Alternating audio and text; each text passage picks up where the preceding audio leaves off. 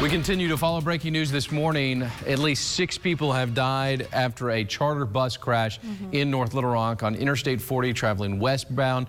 We know several other people were injured.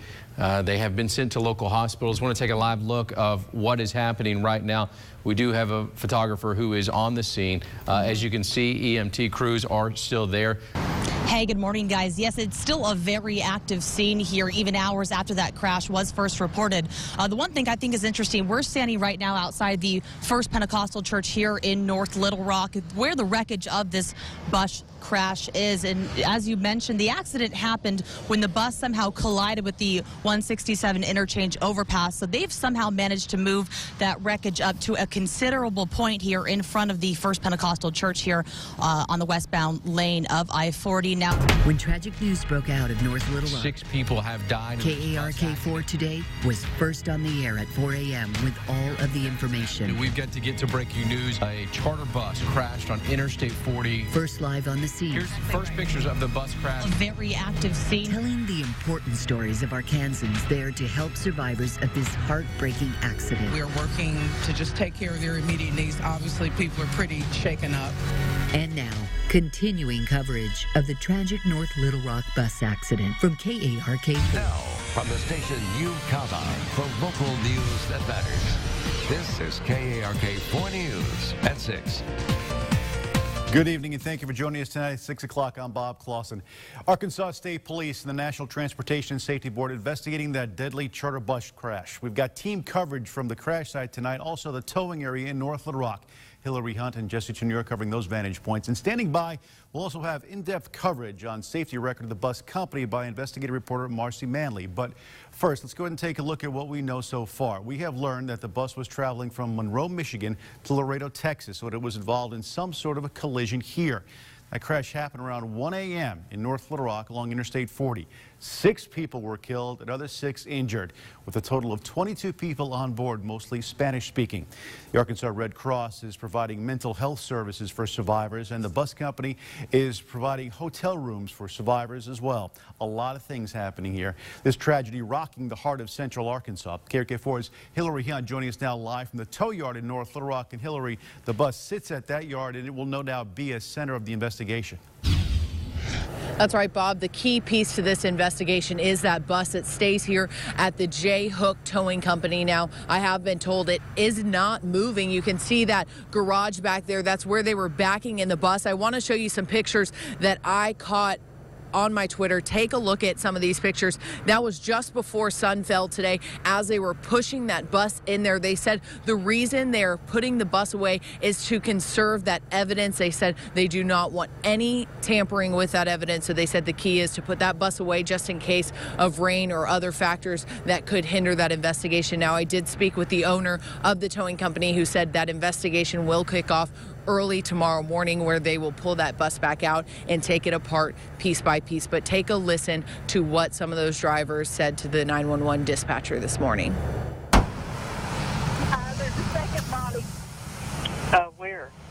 Out here on the interstate where all the debris is. Drivers shocked by the sights of Friday morning's horrific bus crash. 3 people were ejected from the bus. 1 was partially ejected, and 2, the fatalities were still in the bus. The twisted wreckage from the accident now into North Little Rock Tow Yard as Arkansas State Police and the National Transportation Safety Board combed through the remains. The bus continued along the barrier until it struck the North Hills overpass. The deadly bus crash on Interstate 40 happened around 1 a.m. Friday while the bus was traveling westbound in North Little Rock. The accident claiming the lives of 6 and injuring others. First and foremost, this is a tragedy. 22 migrant workers were on board the 47-passenger bus heading from Monroe, Michigan to Laredo, Texas, before the trip came to a screeching halt. As for what caused the accident, that still remains unknown. The Arkansas State Police has accident reconstruction specialists. They were on the scene last night. They will investigate the accident according to Arkansas state law, and then any federal violations or equipment problems with the bus will be investigated by the National Transportation Safety Board. Now, like I said a little bit earlier, that investigation continuing tomorrow morning. The owner of the towing company told me that state police and NTSB will be back on site right here at this towing company to take apart that bus and continue their investigation. Now, I asked state police what could have been a factor to cause such an horrific crash. I asked whether it was maybe drugs or alcohol with the driver, and what they told me is that it appears that alcohol is not a factor, but the driver did freely submit to a test, so things are still going to be coming out about this investigation. They're hoping to find what actually caused this accident. Live in North Little Rock, I'm Hillary Hunt. I'll send it back to you guys. All right, Hillary, thanks very much. Yeah, we're still very early on in this investigation. Authorities say 19 immigrant workers were on the bus heading to Texas. Red Cross officials say survivors are being taken care of at a Little Rock hotel.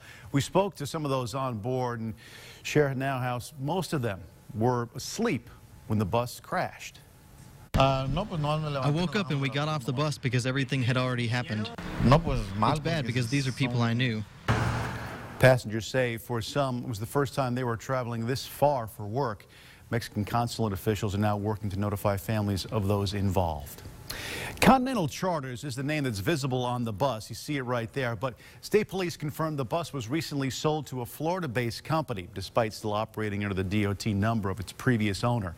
KRK4's Marcy Manley working for you, digging into the safety record on the road of this particular company. Marcy, what did you find out as far as the bus goes, the company, and perhaps the driver? Well, Bob, Vasquez Citrus and Hauling provides foreign migrant workers to growers in Michigan, North Carolina, and California. It employs around 400 people and operates a fleet of 6 vehicles, including 3 buses. It's not rated by the Federal Motor Carrier Safety Administration, but there are some red flags on its safety profile. According to the Federal Motor Carrier Safety Administration, Vasquez Citrus and Hauling has only 2 crashes on its record from the past 3 years. But a slew of vehicle maintenance violations, 20 over 7 vehicle inspections, places it on a heightened safety inspection schedule with the agency. The profile shows 5 driver violations, none of them serious, which included a driver being under 21 years old and 2 violations on hour compliance on the road. The biggest red flag that needs clarification at this point is that despite being registered as operating passenger transport, there appears to be no passenger licensing and insurance information on file. That could be a big issue if it turns out the company didn't meet those requirements and was transporting passengers across state lines. Breaking news coverage. And hi, everyone. We're here with breaking news on the campus of ASU in Jonesboro. We are told that there is an active shooter, and I say active shooter, but keep in mind no shots have been fired. But what they're telling us is there is a person with a gun, and as of right now, he is surrounded. Now, I want to show you this video right here. This is taken by Larza Roberts. Looks like, I mean, it's from Jonesboro police and the cars. Just really assessing the situation right now. And like you said, you know, a lot of people are taking to Twitter and posting photos. And this is the photo that we saw earlier. The alleged trunk is. And here is what you're taking a look at. The Jonesboro police chief saying shooter armed with shotgun in the back with 2 propane tanks ready to blow. Again, that coming from the Jonesboro side. Marionberry Parkway, a lot of people know it at University Loop and Johnson Avenue. This is where I've been blocked off to, but there have been multiple law enforcement agencies responding to the scene since I arrived here. I'm going to actually step behind the camera so you guys can take a look at what I've been seeing here. We spoke with a student on campus who witnessed seeing students running from the student union. So once they got the alert, obviously they were trying to get to a safe location. And looking at this, certainly it scares you, but just for parents and people who have loved ones on that campus, we can't reiterate enough that we have heard that no shots have been fired. Even though this person does have a gun, no shots have been fired. Jessie Turner, who is a reporter here for the station, tweeting that she spoke with police director Jeff Presley, who told her they have the gunman in custody, and also that the bomb squad has been called into the area to check the truck. The bomb squad has been called in. They do want to check that truck. An anonymous source reached out to Fox 16 asking questions about the case of a little boy who died just months after an investigator met with the family due to reports that children might not be safe in the home. Tonight, part 1, as Fox 16 investigates one child's interaction with Child Protective Services, and if the agency and law enforcement failed to take action that could have saved his life. Right on your foot top. I dropped to my knees and cried. We first met Braden Bohack when a piece of concrete at a motel allegedly fell on top of his foot in May of 2014. He screamed "Mommy," and that was the last words I heard out of him. The injury required major surgery, resulting in a $350,000 settlement for his parents. And it looked like the toddler was on the fast road to recovery. But it wasn't the first time Braden Bohack needed medical attention, nor would it be the last. According to police documents, Tabitha Bohack called 911 on December 16, 2014 to report her son was unresponsive. 911, what's the address of your emergency? Braden was transported to Arkansas Children's Hospital, where he was pronounced dead. The red flag, I'd say, came up, immediately, and that's why they jumped on it. The investigators jumped on it as quickly as they did. It would eventually be determined Braden died from an overdose of prescription sleeping pills and over-the-counter cough medicine. A police affidavit notes Braden was treated for 2 drug overdoses at Saline Memorial Hospital prior to his death. And, pretty good sized case because there was a lot they had to look into. Fox 16 obtained records relating to Braden's case through an anonymous source, which outlines hospital staff responses to at least one of those overdose events 5 months before his death. Braden had reportedly drunk a large amount of E-nicotine liquid in July of 2014. According to hospital records, Braden kept saying, "Mommy, you gave it to me to drink." Staff reported Tabitha Bohack repeatedly asked if DHS would be called, and when it was time to discharge Braden, Tabitha had passed out at his bedside, exhibiting slurred speech and staggered walking. This event coming roughly a year after Braden had been brought to the hospital in May 2013 because of an apparent Tylenol PM overdose. It was reported to Benton police, but police didn't report it to DHS as suspected maltreatment or negligence. Are mandated reporters required to report that? When one of those mandated reporters comes across a situation that they believe is an accident, they may decide not to call that in. A DHS caseworker was contacted following the E-nicotine incident, but it's unclear what, if any, intervention took place. Although records show a true finding of inadequate supervision and medical neglect entered into the system against Tabitha from July 2014. I always want the best for the child. Less than 2 months later, in September, investigator Danita Hampton would be called out to the family's home. All we know about the family is what's in the report. After reports Braden and his older sister attempted to cut their infant sibling's throat with a broken light bulb. In a separate report, the older daughter had tried to strangle that same infant sister. I told her she had to keep an eye on these kids at all times. Hampton has since resigned, citing the stress and caseload she was required to carry, sometimes reaching 70 investigations at a time. Like caseworkers, they have to monitor the families like either weekly or bi-weekly or once a month, and you can't really get in there like you should and will really want to because you're looking at the time and you need to go see this family, and then on top of it, you got to see like 3 more families. Danita had hopes she had helped the family and was unaware of what became of Braden Bohack. It was kind of devastating. I know that I had moved it on over to a caseworker and was hoping things would have worked out. Hampton's final report, dated October 10, 2014, outlines her speaking with the children, observing their interactions with their parents, and making a note that Tabitha told her she's here with the kids all day and they're driving her crazy. Like she had so much going on, it was just with the kids. And Hampton concluded there were safety concerns she had with the home. She said a protective services case would be opened as soon as possible and found allegations of medical neglect true for both Tabitha and Josh Bohack. Yes, I opened a case like the same week I met with them and got with the caseworker and let her know what all that I felt that was needed for the family at the time, unless she can continue to work with them. The children were never removed from the home, according to the records we have, although the oldest daughter was scheduled to go live with relatives out of state. 10 days later, a police report outlines Tabitha overdosed on Tylenol PM, the same medication Braden overdosed on the year before.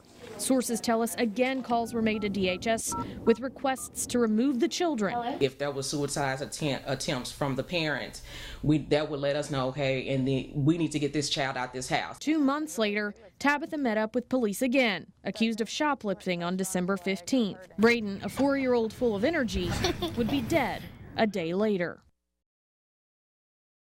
Live from Arkansas's breaking news leader, Fox 16 News at 9 starts now.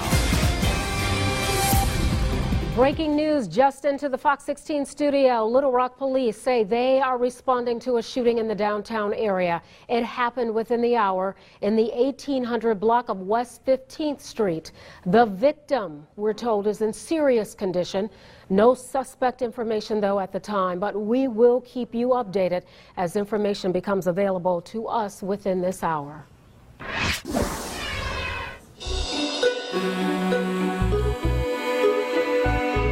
It was hard to believe a 2-year-old shooting himself with a handgun.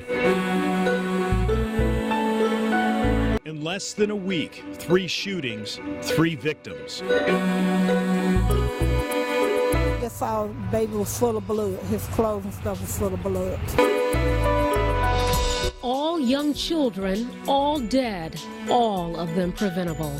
Tonight and only on Fox 16 News, a closer look at innocent lives lost. No parent or relative or anyone wants to experience something like this. What can be done to save lives and to protect those we love? And tonight we're dedicating much of this hour to what appears to be a devastating pattern in central Arkansas. Children dying way too soon, caught in the line of accidental gunfire. Good evening, everyone. I'm Donna Terrell. And I'm Kevin Kelly, coming to you live from the Little Rock Police Station, where investigators both here and in Benton are searching for answers after 2 accidental shootings resulted in 2 young individuals being shot and killed. I'll bring you up to speed on the latest shooting involving a 6-year-old boy, Donna, that happened just last night. All right, Kevin, and we do have team coverage for you tonight. In addition to Kevin being live at the Little Rock Police Department, Jesse Tenur is in Benton trying to get information on that deadly shooting of a 2-year-old. And Marcy Manley is here in the studio with us, live on Periscope, Facebook, and Twitter, answering your questions. Just be sure you use the hashtag accidental shootings. But first, we begin with my co-anchor, Kevin Kelly. He's live at police headquarters with the latest on last night's shooting involving that 6-year-old boy. And today, Kevin, we're told the little boy's aunt was in court. She's been charged with manslaughter. Yeah, Kenya Brevard, however, Donna, is out of jail this evening. She posted bond after pleading not guilty to that manslaughter charge you mentioned about, as well as to being a felon in possession of a firearm. Now, tonight, police are calling it an accidental shooting, but the investigation is far from over. Needless to say, 24 hours later, there's still a lot of questions that need answers. And as Fox 16's Hillary Hunt reports, both the aunt, family, and friends are in a state of shock and mourning about a death that could have easily been prevented. You, the adult, could be held responsible if somebody gets that weapon. And somber faces could be seen walking out of the Pulaski County Detention Center as the family of this 6-year-old boy posted bond for Kenya Brevard. You still can catch a criminal charge, and this isn't done out of punishment or retribution. It's done just because we want to make sure that we do the right thing as police officers. And the 38-year-old pled not guilty to manslaughter charges Thursday morning. Brevard spent less than 24 hours in a cell following what Little Rock police say was an accidental shooting death of her nephew Wednesday. A 6-year-old child, it doesn't take a lot of strength to pull the trigger on a. This was the scene around 4:30 after the young boy accidentally shot himself, later dying from his injuries at Arkansas Children's Hospital. Little Rock police say this is a tragic reminder to always make sure your guns are locked up or in a safe place. One time is too many. No parent or relative or anyone wants to experience something like this. So. As you just heard, I mean, and it's worth reiterating, Donna, one life is too many, especially when we're talking about kids and guns. As for Brevard, she is expected to be back in court January and could face between 3 to 10 years if she's found guilty on these charges. Problems pop up on the radar for folks waiting to have the state approve their children's Our Kids First health care coverage. This after we first brought you the story of one mom who fought for 4 months to activate her kids' coverage. We heard from many more of you, and KARK4's Marcy Manley took the issue to the top level of state government. Marcy, this isn't just one area affected. No, Ashley, these are just a few of the dozens of emails, phone calls, and social media messages I received, spanning from Northwest Arkansas and El Dorado to Corning and Ashley County. Because we are working for you, we took the issues to the state to find out why providers and parents are being forced to wait for months for approval that should take just about 45 days. Every day, there have been patients Dr. Laura Williams hasn't been seen. I saw a child this week with special needs who has an infant sibling that I have not been able to do any of their well child care, and the child is now 6 months old. Here, we're going to check your ears. Whether it's a 2-month wellness checkup or in some cases serious health conditions, families she would normally serve have been put on hold as the state works through pending Our Kids applications. The children do not get routine well child care. If they have an illness, they wind up going to the emergency room. Our Kids First is the health care program for children funded through Medicaid dollars and overseen by the Department of Human Services. And following an issue Working for You highlighted with the system last week, you can take that and scroll through it and read it.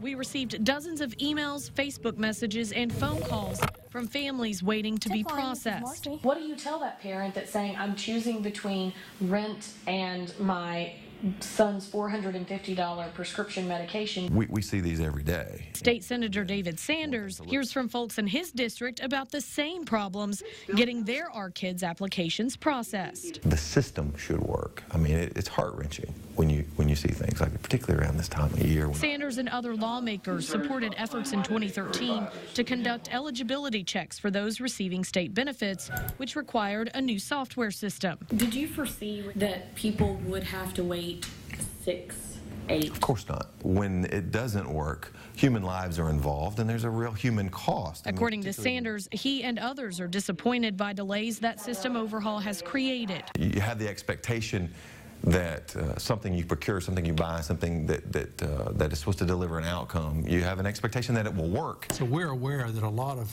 individuals have had challenges with the program. We're just gradually trying to work through those as quickly as we can. Department of Human Services. According to DHS Director John Seelig, upgrading DHS's software wasn't a simple task, and working out kinks in the system while receiving higher client volume from the feds proved to be problematic. We're digging out of that now, but I know people are frustrated as we wait, and we're frustrated too. At this point, Seelig says the backlog of those waiting for results is improving. For newborns signing up in the Our Kids program, more than 85% of problem cases have been addressed. New applications are being processed, but some families, like those who contacted us, say they've been waiting upwards of 6 months. Is that too long for these families to wait? What are they supposed to do in the meantime? Sure. Yeah, it is too long. I mean, we don't want families to have to wait at all. And it's frustrating for our local staff who are working with them, who it's their friends and neighbors, and they want to help them also. And we're making progress, but we're not there yet. I mean, when do we think we'll be there? So there's definitely light at the end of the tunnel. It's still, though, it's not tomorrow. You know, it's over the next couple of months or so. Finish his medicine. All I hear is that, oh, it's getting better, it's getting fixed, and I want to tell you that nothing has changed. Providers like Dr. Laura Williams are trying to serve patients as best they can in the meantime without going broke. We're shortchanging the children of Arkansas, and it's not just me. Again, it's everyone. She can only hope the broken system gets better sooner rather than later to serve kids whose health care is falling behind. Now, 15% of the newborn cases, which many people contacted us over, remain to be dealt with. That's about 1,500 cases affected. For those who are waiting for coverage and have reached out to DHS without results, Senator Sanders encourages you to contact your area's state legislators directly for help.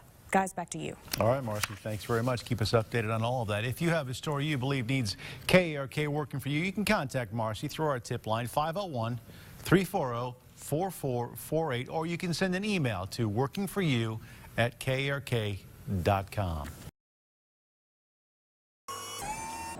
Monday through Friday, during normal hours, Airman Zachary Dayor is filling and stocking cargo crates with supplies to help fellow airmen during times of peace and crisis. I'm here to support whatever our nation calls us on upon. With ease, he works not knowing where his crates will go, but knowing they are needed. The purpose of MRSP is to support our aircraft parts. But after he clocks out, he logs in. That allows me the opportunity to be able to connect with those in their time of desperate need for someone to listen. And like the unknown boxes of support, Dayor helps hundreds of anonymous people find hope. The website is Crisis Text Line, a 24/7 suicide help server. The 26-year-old airman says at times things get scary. That sense of calm, they feel that you're calm, and even though that you're just as probably as scared as they are, your calmness is probably what's helping them bring them back down. His help reaching in the hundreds. Of those 350, 6 of them were active rescues. On the outside, Dayor learned things may not always look as they seem, but knows in the darkest of places, there is always a way to find light. This, though, is Can't Be Dazzled, and Can't Be Dazzled is a sweetheart. She's a filly. She's still waiting for that first win, but she's also got a friend that is quite unique. Before I introduce you to her friend, I'm going to show you the whole story. This is Fergie and her filly. With an eye on the prize before any race has been run, Fergalicious is already making a name for herself around Oaklawn Park. As you can see, she's very energetic. She's the happy little plaything. But Fergie's fame is not because of her breeding or her speed. After all, she's a miniature donkey. You can tell, they made a bond. Her popularity is growing because of a friend, a racehorse named Can't Be Dazzled. Some horses get really, I guess, lonely or just nervous in the stalls, so you know, sometimes they kind of need a little companion once in a while. Most horses, if they do need a companion, they'll have a goat. I think this is such a special story that I think it's good for racing, and I think she's definitely very original. Fergie seems more interested in the camera. But if you split the two up, separation anxiety sets in. They're just a few feet away from each other and Can't Be Dazzled already pointing at the ground. She wants to be close with her baby. She starts to holler, screaming for her mama. An off-track relationship that hopefully will lead to on-track success. But win, place, or show, one thing will remain. The bond between a filly and a donkey won't soon be broken.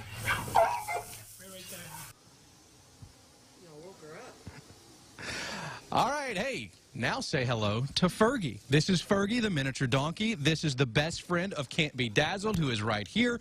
And no doubt about it, guys, this is a relationship that only happens on the backside of Oaklawn Park. As we are getting ready to race, these two have become quite the story themselves. Back to you guys. What a great story. Those are the stories that go viral. I love that. A donkey and a horse, best friends who can't be apart. Confirmed tornado touchdown. Take cover immediately. It was at least 3/4 of a mile wide. We just saw all this debris flying at us. Bare line of thunderstorms headed this way. We had plenty of warnings. We knew it was coming. It saved her life. We have multiple vortexes. Go into your safe place and do not come out. We have our reporters out there. Also, we're beginning to see more of the damage out here. Destruction this time is worse. Good Lord was looking out for us. We're activating the Arkansas Storm Team on KARK4 and Fox 16 because of a tornado warning. This is live video near Malvern. This is the powerful storm coming on through. We're talking about torrential downpours and hail. This is a dangerous storm to drive through. You don't want to be caught on the interstate as this storm moves on through. You really don't want to be caught outside at all. This could produce some very strong wind gusts in excess of 70 miles per hour. And keep in mind, the ground is very, very saturated. So we could be talking about large trees becoming uprooted. Those trees could fall on homes. Those trees could fall on streets. They could fall in a car as it's driving by. So you want to be inside and away from windows as the storm moves on through. And if you're in a house that has large trees nearby, you may want to get more towards the interior of your home just in case one of those storms moves on through. Look at the large hail coming on down. Those aren't just water droplets that you see, but that's actually hail hitting the ground. And it looks like those hailstones look to be about quarter size or so. And again, this is one of our storm spotters.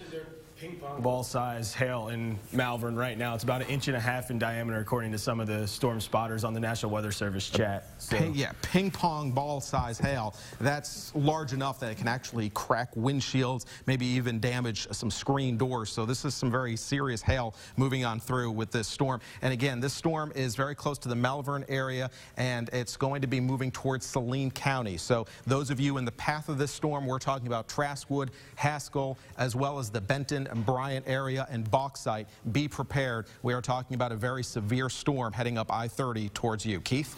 All right, let's take a look again at that tornado warning that is in effect for parts of Montgomery and Garland County.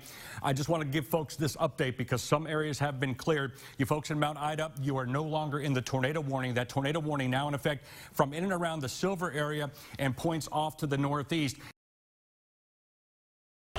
Covering every county, this is your statewide newscast. Arkansas Today in high definition. A historic day across the nation and here in the natural state. The U.S. Supreme Court ruled this morning that same-sex couples have the right to marry in all 50 states. Good Friday afternoon. I'm Mallory Brooks. Thanks for joining us for Arkansas Today. We have team coverage on this ruling. Yeah, good afternoon, Mallory. A small group of supporters have gathered on the steps of the Pulaski County Courthouse this morning showing support. You can hear the various cheers once in a while, as well as cars honking their horns as they drive by. I can tell you that 2 couples have received their marriage licenses and been married here in the Pulaski County Courthouse this morning. 2 men were the first this morning, and we were there from the beginning as they walked in. Well, Mallory, the comments here largely cutting along political lines, Republicans speaking in opposition and Democrats speaking in support of the ruling. Former First Lady of Arkansas, current presidential candidate Hillary Clinton, changed the H on her campaign Twitter account to gay pride colors and tweeted, "Proud to celebrate a historic victory for marriage equality and the courage and determination of LGBT Americans who made it possible." Devin wanted to take his husband's last name, but they say it's been a nightmare getting it legally changed, which is why they say this morning's ruling overwhelmed them so much. We are very excited. So excited we had to pull over to the side of the road to take a minute to read all the statuses and updates and everything that was going on. A big day in America, and Arkansas as the highest court in the nation legalizes gay marriages in all 50 states. Political analyst Bill Vickery and Jessica DeLoach here to break down what this means for the natural state. And before we get to you both, just coming into our newsroom, Arkansas Governor Asa Hutchinson has just released a statement, and summing up that statement, he says this decision goes against the expressed views of Arkansas, Arkansans, and my personal beliefs and convictions. He says my convictions will not change, but as governor, I recognize the responsibility of the state to follow the directions of the U.S. Supreme Court. County courthouses around the natural state are scrambling now after the Supreme Court ruling. These are a few of the counties that have told us their clerks are already issuing marriage licenses. We took you to Pulaski County at the top of the show, and now we want to check in with Arkansas Today's Connie Gonzalez live at the Benton County Courthouse in the northwest part of the state. Good afternoon to you, Connie. Good afternoon. Yeah, I'm here inside the Benton County Courthouse. Right behind me is the county clerk's office. And the story here, well, it is very quiet. From the Victory Studios in downtown Little Rock, this is Capitol View. Good Sunday morning, everyone, and happy Mother's Day. Certainly hope your day is getting off to a wonderful start. Welcome to Capitol View. Arkansans making major headlines across the nation this week. For one, Senator Tom Cotton, he'll join me a little bit later this morning, talk about being the one in that 98-1 vote you see there. He'll discuss Iran, ISIS, and life as a new dad. But we begin in a town called Hope. Folks, it is a long way from a little brick rent house on 2nd Street in Hope, Arkansas, to the White House. On Tuesday, Arkansas native son Mike Huckabee made official what we've known for some time right now. He wants to run for president in 2016 and is doing so. The Republican former governor knows what it's like to run a campaign, and although his base is ready to support him, the landscape is a lot different than 2008. Thank you. The so-called other man from Hope soaking up the love from his hometown crowd. Thank you. And in turn giving them what they came out for. That I am a candidate for president of the United States of America. The two-term governor launching his second bid for the White House with a message of optimism. We need the kind of change that really could get America from hope to higher ground. Huckabee seeing his own higher ground, heading to Iowa, the state that propelled him to the front of the GOP pack 7 years ago. I love Iowa a whole lot. But this time he faces a deeper field of Republican candidates and a Democrat many see as inevitable. Mr. Huckabee came out swinging indirectly against the Clinton and Bush brand names. I don't have a global foundation or a taxpayer-funded paycheck to live off of. I don't come from a family dynasty, but a working family. And against the many sitting senators and governors set to enter the race. Then at least have the integrity and decency to resign the one that you don't want anymore and to pursue the one that you decided you'd rather have. Huckabee has his fans, young and old. But he's just awesome. He's just awesome. If I had enough hands, I would raise 1 million of them for Mike. But also has his detractors on both the left. There's a sense of like, well, people who live on the coast are not real. And the right. Why do conservatives oppose Mike Huckabee? Huckabee has a lot of work to do to separate himself from the GOP pack, but he's got a built-in base of social conservatives who are buying what he is selling. And we are now threatening the foundation of religious liberty by criminalizing Christianity. We will no longer merely try to contain jihadism. We will conquer it. Israel will know, as will the whole world, that we are their trusted friend. If we get someone like him in there, we can change this country around, put it back on its level feet. And with your help and God's, we will make that journey from hope to higher ground.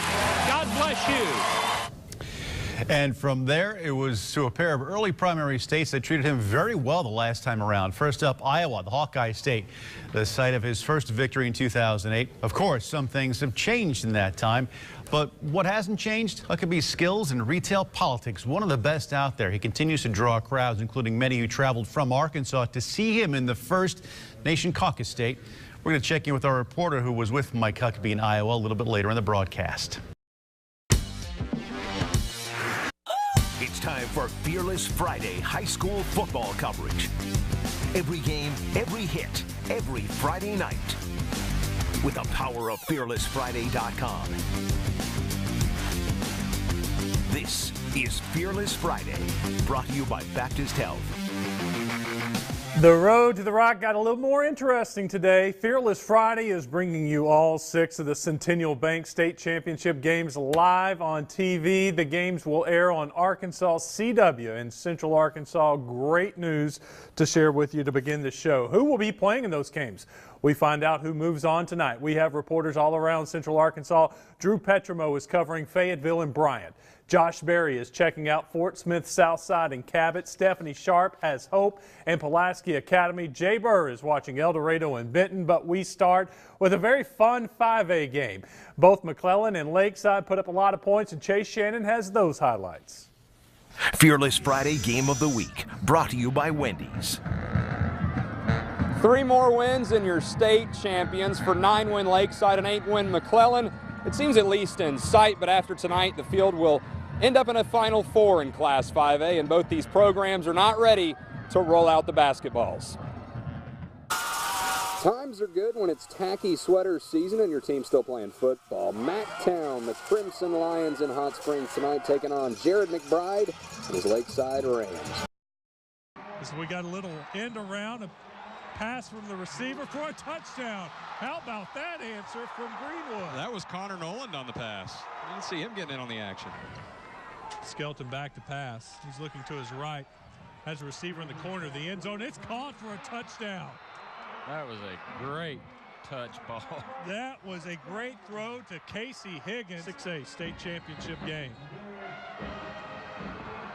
Your Pine Bluff Zebras have won the 6A state championship game. Look at that. Marcus Thomas rising up, hitting the 3. Boom! Letting them know about it. Raining threes. Coach Finley's got to love that. 3 seconds, 2. Bag it, throws it up. That's not the shot you want. We're heading to overtime. Our first overtime game here at the state championship game. Parkview with a rebound on the other end. The Parkview Patriots with the slam. Garland slams it home. What better way to finish off a game as the Parkview Patriots. I'm Kara Kellerman. And I'm Trey Mallett. And we are the CW Street Team. Join us on August 29th at the River City Comic Expo for a special preview of the CW's new show, Legends of Tomorrow. It's going to be so much fun. We got a panel discussion on everything, plus free swag. Get your Flash, Arrow, and your Legends of Tomorrow fixed in at the biggest entertainment and comic expo in Arkansas. The River City Comic Expo, brought to you by none other than CW Arkansas. 1, 2, 3. Kick them in the face. Me? Get out there. You don't even want none of it. I'm Kara Kellerman. And I'm Trey Mallett. And we are the CW Street Team. Whew, man. We finally caught up to you. Took you long enough. I was unaware Doc Brown showed up. He actually moved at 1/20th of a second. The science of a superhero from Doc Brown. True science. You having fun today? Yeah. How are you doing today? CW Street Team, sponsored by Steve Landers Kia. Got Peter Johnson, Patrick Boyle, Robert Hicks. What they did for us is just so honorable and so selfless. We even have an unknown soldier here in Little Rock National Cemetery. You know, I don't think a lot of folks know the sacrifices that folks in the military make. So thank a veteran and active duty military member next time you see him and every time you see him. There's that one picture of Karsten when she was a little girl and drew a picture of a barn on a farm and said, "This is what I want for my birthday." Whoa, Noel. Our farm is named Rock and Willow Ranch after Karsten. That's her middle name. Karsten Willow. She's got to take care of the chickens. That's her big job. We feed and water them and take care of them. Sometimes we'll have to clean the coop. I can't think of a better place to live, better place to call home. And Karsten's going to love growing up here in Arkansas. Yeah, Arkansas is home. This is where I was born and raised. It's where I went to college. It's where I met Aaron. Love you too. It's where we got married and started our lives. And it's where our children were born, and now it's where they're going to be raised. And there's nothing more special than that.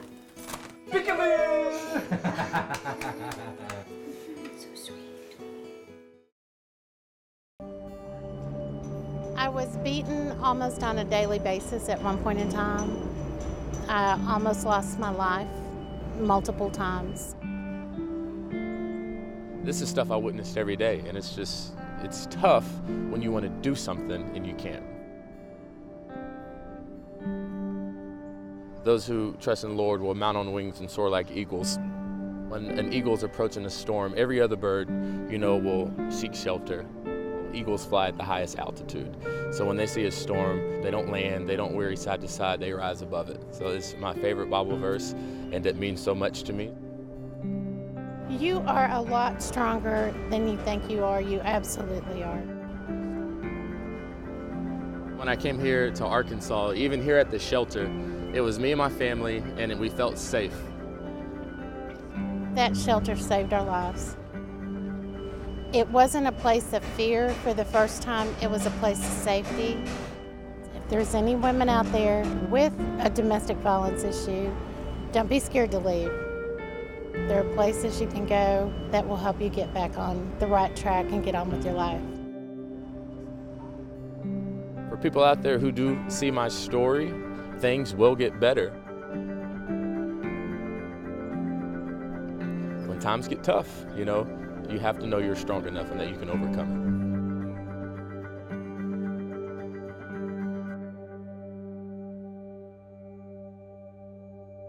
Today is DJ's Day of Action. All day we're taking donations to benefit women and children first. You can drop off household items at Hank's Fine Furniture Stores in Central Arkansas, or you can give by phone or online. Together, we can help women and children who are victims of domestic violence. And this has been a community effort. Thank you so much. This is the total amount that we have raised so far today. It is just now over $26,000. So we want to thank you right now for all that you've done to make sure that Arkansas Women and Children First can continue to meet the needs of those who need their services. And that also includes the $2,600 winner of DJ's Ultimate Razorback Experience Package. That winner gets to meet Coach Bielema, take part in coaches and players meetings, join the football team for dinner, the whole deal. Also, congratulations to Timothy Litchfield for winning a recliner from Hank's Fine Furniture. Yes, and big thank you to everybody out there for picking up the phone, calling in and dropping stuff off. A lot of folks dropping stones, not just money. They could use things like pots and pans, towels, sheet sets. Drop by any Hank's Fine Furniture in Central Arkansas during the day tomorrow. Next couple of days, they'll take your donations. And In these movements, body, mind, and spirit connect. I'm Donna Terrell with Fox 16. My daughter Koya lost her battle to colon cancer 3 years ago. She believed in the power of yoga.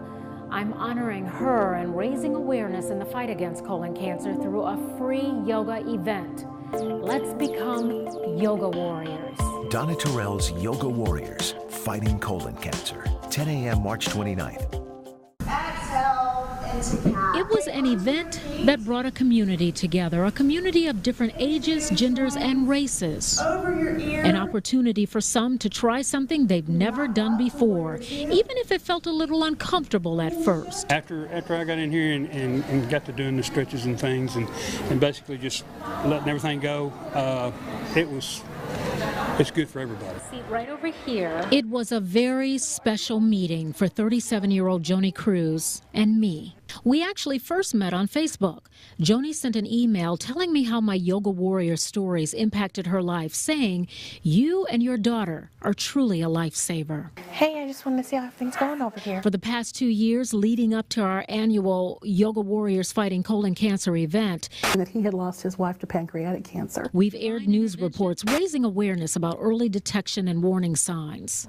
For nearly a year, Joni had been having symptoms. She knew something was wrong, but refused to see a doctor. I was embarrassed. Why?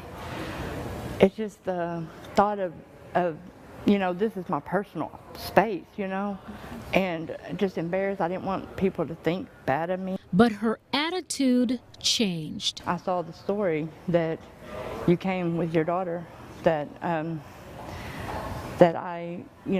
thought maybe they started thinking about my son, and that I needed to get checked out.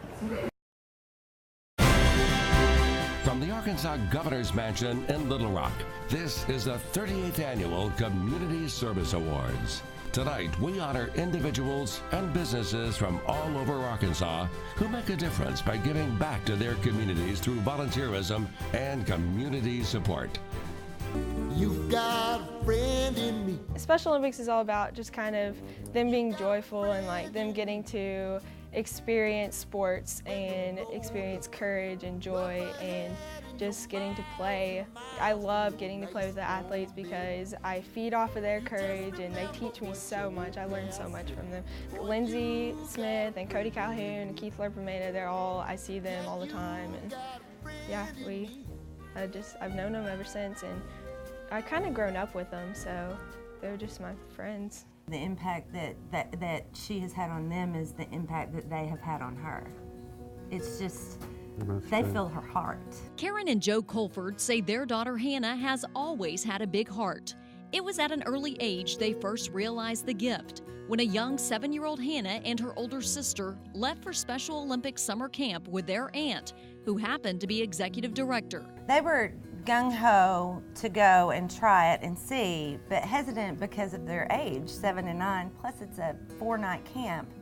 They'd never been away from home for 4 nights. We fell in love with it, and I've gone every year since. Now a senior at Arkansas Baptist High School, Hannah has been to 23 camps, helps out with summer games, and is a huge advocate for unified sports, where athletes with and without disabilities train and play together.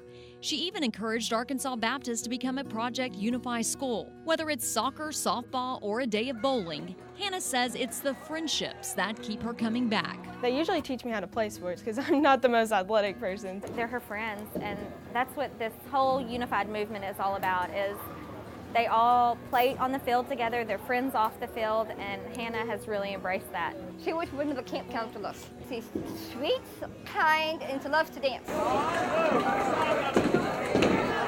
This year, Hannah has really kind of hit the ground running.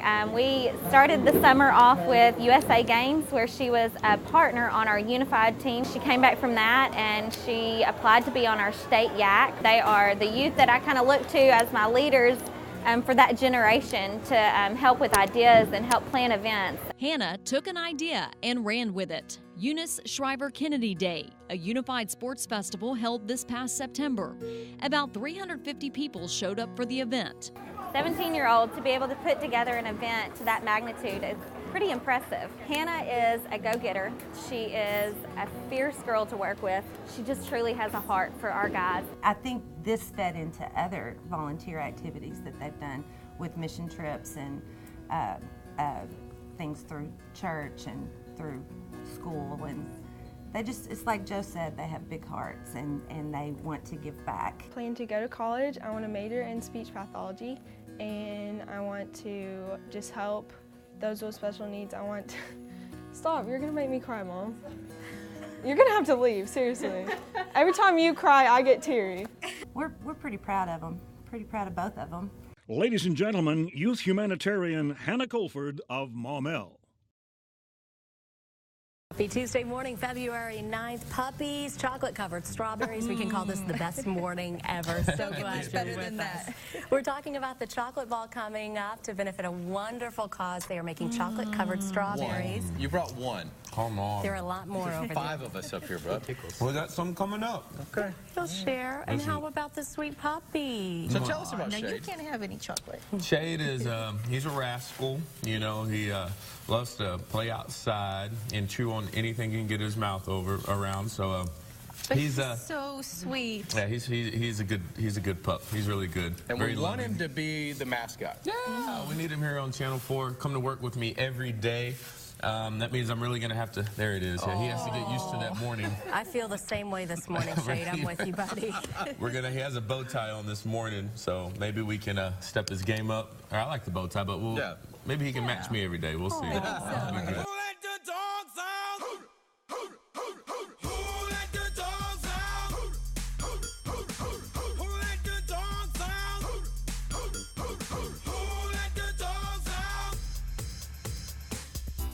Was nice, the party was pumping, and everybody having a ball. Until the fellas started. I couldn't help it. You know, our boss may have said no. But Shade is here. He has a green shirt on, but we're on the green screen, so it looks a little pink. But good for Valentine's Day. A special shout out to my sweetie Shade. Can't live life without you, bud. We're gonna get you on this show. We'll be right back. So you decided to break the rules? You know, sometimes, rules are meant to be broken, right? What do you think the fallout will be? Oh, man, I don't know. Hopefully I still have a job here on KARK4 today, but that's my bud, man. Do anything for my guy. Look at him. He's just chilling. All right, what do you guys think on Facebook? Is DJ going to get in trouble for this stunt? For bringing the one, the only Shade back into the studio? Can do it. Only Uncle DJ can do it. Welcome back. We miss you so much. Come here. Come here. Miss you. Oh, hold on. We got to go over to Natalie. Hold on, we got an update, live update, guys, on Facebook right now. Natalie. This is on Twitter, actually. Okay, he sent a tweet out saying, I have no issue admitting I'm wrong as long as the viewers show me I'm wrong. 100,000 will do that. Good luck. You'll need it. 100,000 is so what he wants 100,000 likes on Facebook. Or retweets, or I'm liking, retweeting, and doing whatever. All right, so there you go, guys. There is your challenge. Is it on Facebook? It's on Facebook. Our boss says we can make Shade the KARK mascot if we get 100,000 likes on this post. All right, here it is. 100,000. Okay, find everybody you know. Okay, here's what's got to happen, guys. Share this as many times as possible. We've got to start liking this. So share, like. Back in the studio, we snuck him in. He's back in action. He had fun with some toilet paper this morning. Come here, bud. I got you. Oh, but to keep him wrong, the boss I didn't think that was going to happen. Needs you to go to Facebook. Our boss Austin put out a challenge. Go to KARK's Facebook page. There's a post with a picture of Shade at the top. He says if we get 100,000 likes, we get to keep him here on the show. So please, that's going to be a task. Can we do it? Yeah, it is. 484 and 98 shares. Oh wow, it was just 300 like a minute ago. Rashonda here on Facebook Live. We're also live on Facebook right now. Just said Share this post. Let's get this party started. 100,000 likes in 30 minutes. Yay! 30 minutes. I think we can do it. Like it. Come Look on. at this guy. That's all he has to be. And, How many more? so I'm out of town. I'm leaving Friday, and I'll be gone Monday as well. And he sent me a message, said, okay, DJ, if you can get this by Tuesday, then Shade can be on the morning show every morning. So we have till Tuesday to get 100,000 likes. It'd be nice to go ahead and knock it out today. Oh, it'd be great. Yeah, Oh, it'd be fantastic. We're going to get a morning show dog. I'm so excited. But it's up to we you get guys. the likes, which But it's up to you guys. Can. We need your help. But they tell me, hey man, start up the party. You put a woman in front and a man behind. I heard a woman shout out, who let the dogs out? Who let the dogs out? We are making one final push to hope to change our boss's DJ had an mind. idea, so he left the studio. Where is Somehow, he? Matt Peterson knows where DJ is. Ooh. Matt, what's happening? What's going on? Well, I got a call. I got a call from the one and only DJ Williams to show up at our boss's house. So DJ actually just got here with the pup of the hour. And I think DJ is going to put on the last-minute full-court press, maybe, to make sure that Shade can be part of our morning show. So DJ's here.